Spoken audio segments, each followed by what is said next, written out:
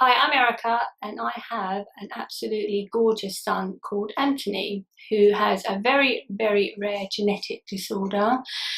Um, he is, and I say this to everybody, we are a square object trying to fit in a round hole. He doesn't fit in any criteria. And actually, I wouldn't want him to, because he is he's our little man. He is 16 years old, but mentally he's roughly around 2 to 3, say.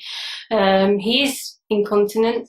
He is not verbal. He does have a few words, but nothing you could have a lovely conversation with. But saying that, he definitely lets you know what he wants and what he wants to do. Might be the case of, he wants to go and play or whatever. But everyone asks me, how do you describe him? And I'm like, actually, I can't, because you need to see him and be with him to know him and to know how he is. But saying that, he would have worked you out in the 5 seconds he's first met you, and it would have took you 5 hours. But, that's Anthony, and he is, he's our cherub, our pain in the neck, so to speak. But he is our little boy.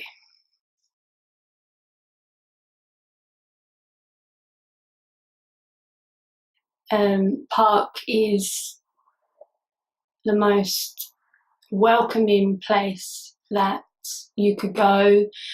It doesn't feel like a centre for special needs. It feels like a family.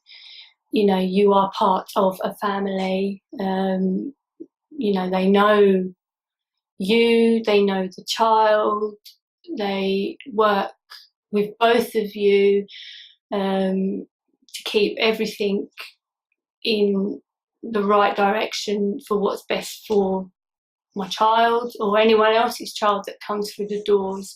They adapt themselves completely to be able, because everyone's individual. I'm an individual, my other children are individuals, Anthony's definitely an individual, but they seem to be able to get those individuals and get them into an area with other individuals, all with different complex needs, and it works. They have a balance, and I just could not imagine what would happen to these children if they weren't here anymore. They are, they're out there with all the ironic people that there could be.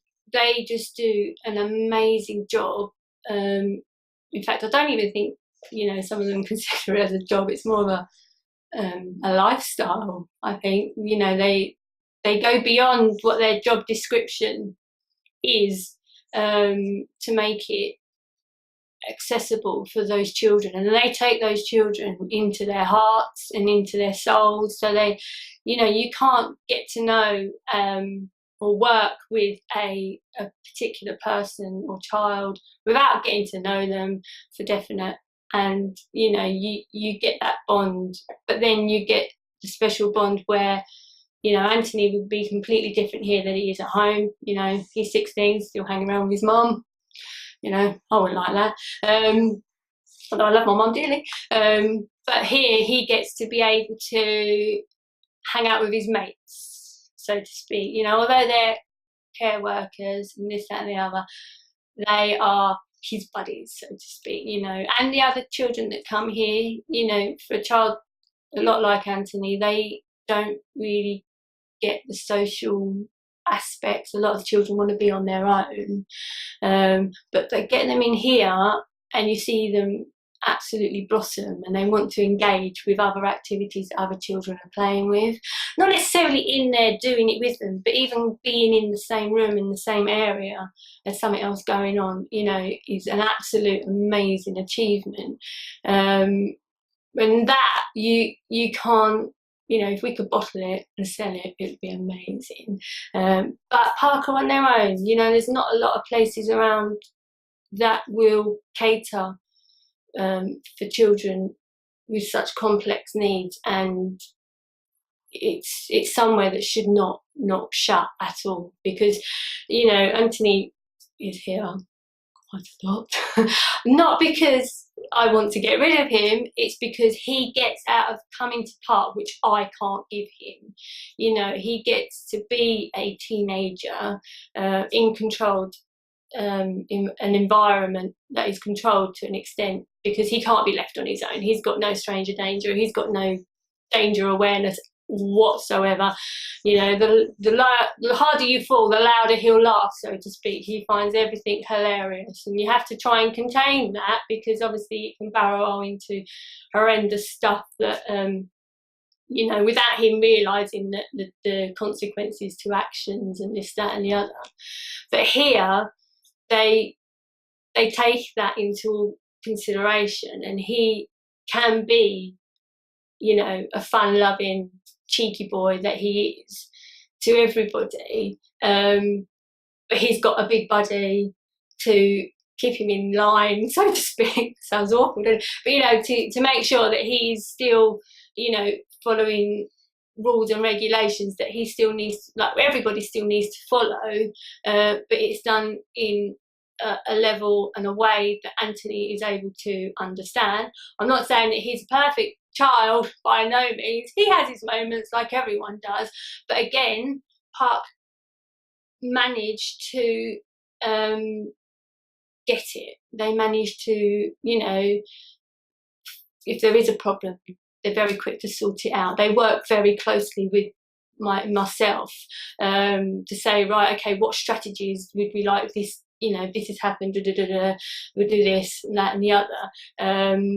So it's always evolving. There's not like, oh, it's set in stone, it's black and white, that's what's happening, because that doesn't always, Anthony can't read, doesn't know how to follow the rules, so to speak. So, you have to be able to manoeuvre it within respect for the child. And the other thing I would just like to say is that I wouldn't have got Anthony home from hospital if it hadn't have been from the guys from Parc. They came to visit him on a Sunday after they'd worked, and we walked through them. Well, we walked through the door and we told them, oh, we need to get him home. He needs to get home. He's not in a good place. He's withdrawn. He's not coping. So that was it. Anthony came home. They managed to get him to do, in the space of 10 minutes of being in the room with him, and you saw his face light up. They managed to get him off the bed, which for 2 weeks we hadn't.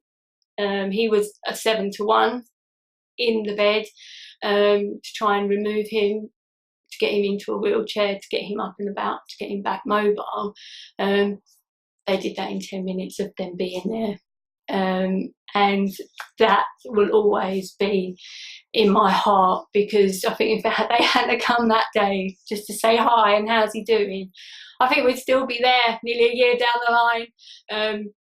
But no, I can't. And they were there every step of the way throughout his whole recovery, and they are still there now. They still, as I said before, it is a family, and you do feel like you are part of a family that you can call on if there is a problem, and you can ring up and say, because they're not here, they are here just for the children, but they're not, because they're here for us as well. They're at the end of a phone if you, oh, he's done this, oh, he's done that, and they'll go, yeah, don't worry, we'll sort it out, this, that and the other. And so no, cannot imagine, it's too unimaginable to even think of them not being here.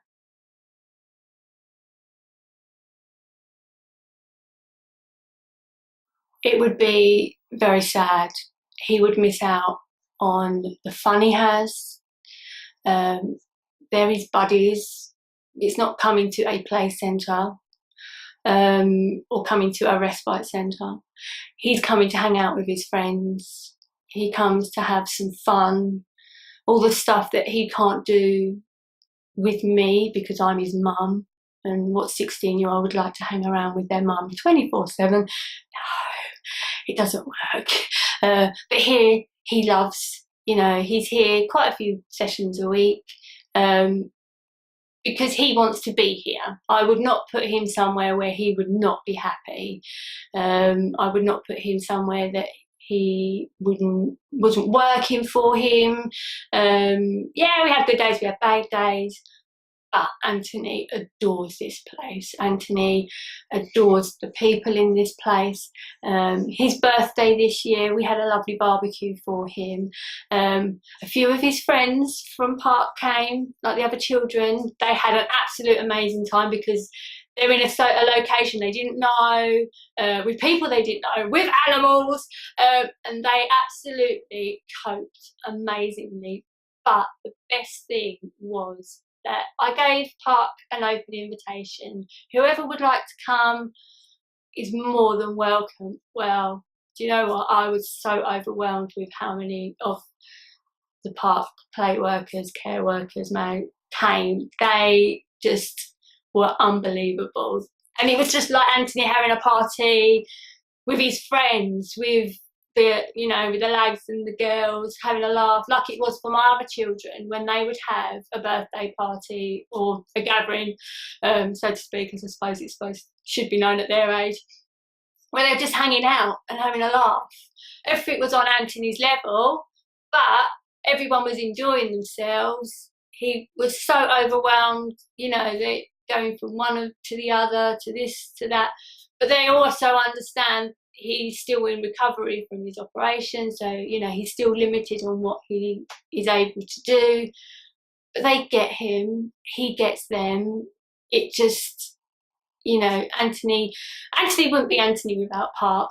I don't know if Parc would be Parc without Anthony, I don't know, but he's definitely got his feet well under the table here. Not that he gets away with anything either, because they will, make sure he keeps the rules and regulations that they have to abide by.